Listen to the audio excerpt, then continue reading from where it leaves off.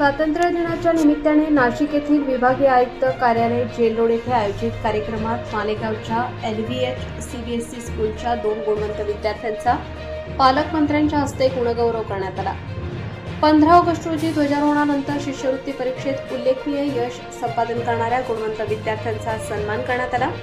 यामध्ये LVH CBSE स्कूलची Mira Prashant ठोके हिने राज्यात 12वे स्थान, तर ध्रुव निलेश लोया याने राज्यात 21वे स्थान पटकावले आहे। या उल्लेखनीय यशाबद्दल दोन्ही विद्यार्थ्यांचा पालकमंत्र्यांच्या हस्ते गौरव करण्यात आला। मीरा आणि ध्रुव यांच्या या यशामुळे LVH CBSE स्कूलसह मालेगावच्या शैक्षणिक क्षेत्राचा नावलौकिक वाढला आहे। राज्याच्या गुणवत्ता यादीत स्थान मिळवणे ही दोन्ही विद्यार्थ्यांसाठी अभिमानाची बाब ठरली आहे। या यशामागे जगताप सरांसह LVH CBSE स्कूलमधील सर्व शिक्षकांचे मोलाचे मार्गदर्शन लाभले। तसेच मीरा हिची आई डॉक्टर मेघा ठोके आणि ध्रुवची आई डॉक्टर श्रुती लोया यांनी वर्षभर सातत्यपूर्ण व विशेष तयारी करून घेतली।